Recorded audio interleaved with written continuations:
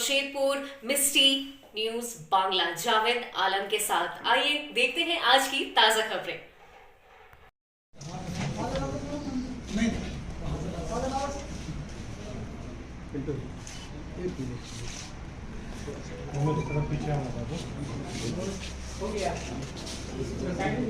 ये बड़ा कैमरा वाला पूरी जगह दे दीजिए।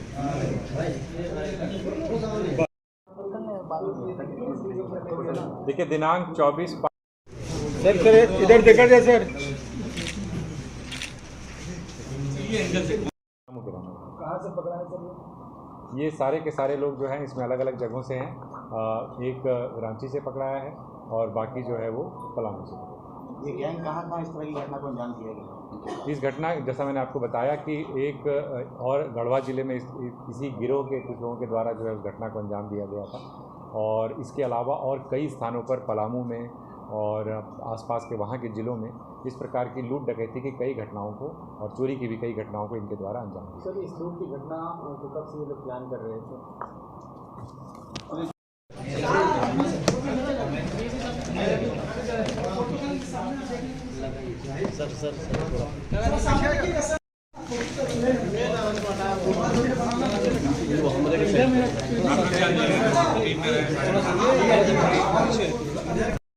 एक ज्वेलरी शॉप में एक लूट की घटना को अंजाम दिया गया था और जिसमें कि बड़ी मात्रा में जो ज्वेलरी थी उसकी लूट हुई थी।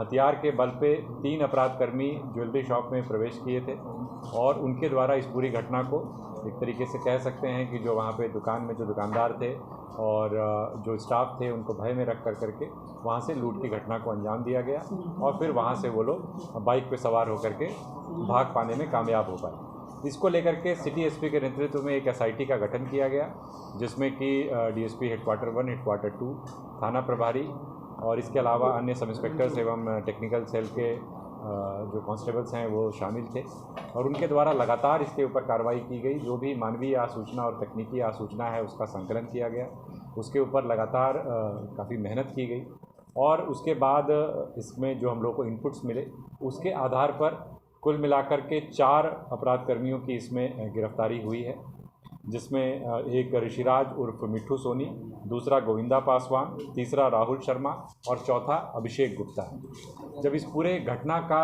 जो उद्भेदन जो हुआ है और जिस प्रकार से मामला सामने आया है उसमें यही बात निकल करके आई है कि कुल मिलाकर के इसमें अभी तक 6 अपराधकर्मियों की संलिप्तता की बात सामने आई है, जिसमें कि 4 की गिरफ्तारी हुई है, 2 अन्य की गिरफ्तारी हेतु अभी छापामारी की जा रही है और इनको रिमांड में लेकर के और विस्तृत पूछताछ की जाएगी। घटना में जो ज्वेलरी जिसकी लूट हुई थी उनको इनके द्वारा गलाने का प्रयास किया गया और जो गलाया गया है जो सोना उसको हम लोगों ने बरामद किया है। कुल मिलाकर 400 ग्राम से ज़्यादा, लगभग 431 ग्राम जो है लगभग जो है सोना उनके पास से बरामद हुआ है। इसके अलावा जो घटना में प्रयुक्त हुआ था, जो कि सीसीटीवी फुटेज में भी दिख रहा है, उसमें जो कार्बाइन प्रयुक्त हुई थी, जो देसी कार्बाइन है वो जो प्रयुक्त हुआ था वो और इसके साथ में 3 जो है वो आपको देसी पिस्टल वो भी उनके पास से बरामद हुए हैं। जो कार्बाइन है उसके साथ 2 मैगज़ीन भी है और जो 3 पिस्टल हैं उनके साथ 17 कारतूस हैं। जो सोना इन्होंने गलाया है तो गलाने में जिस उपकरण का प्रयोग किया गया था वो उपकरण भी बरामद हुआ है। साथ ही साथ जो फुटेज में स्पष्ट तौर पर जो बाइक दिख रही है वो बाइक भी इनके पास से बरामद हुई है और एक काले रंग का जो बैग जिसमें कि ये वेपन्स और बाकी चीज़ों को लेकर के जा रहे हैं उस बैग को भी इनके पास से बरामद किया गया है। तो कुल मिलाकर के ऐसा कह सकते हैं कि इसमें एक अच्छी कामयाबी मिली है पूरी टीम एफर्ट के द्वारा और इस कांड का जल्द ही खुलासा किया गया है, रिकवरी भी की गई हैं, अरेस्टिंग्स भी हुई हैं और फर्दर अरेस्टिंग्स के लिए हम लोग प्रयास कर रहे हैं। इन लोगों के अगर आपराधिक इतिहास की बात करें तो इनमें से सभी का आपराधिक इतिहास रहा है और पूर्व में भी ये लूट डकैती इत्यादि जैसी घटनाओं में शामिल रहे हैं। अभी कुछ दिनों पूर्व एक और ज़िले में एक ज्वेलरी शॉप में घटना हुई थी, उस घटना में भी इसी गिरोह की संलिप्तता रही। 50,000 रुपये कैश और जैसा मैंने बताया लगभग 431 ग्राम गोल्ड जो इनके पास से बरामद। चलिए हो गया, ले जा।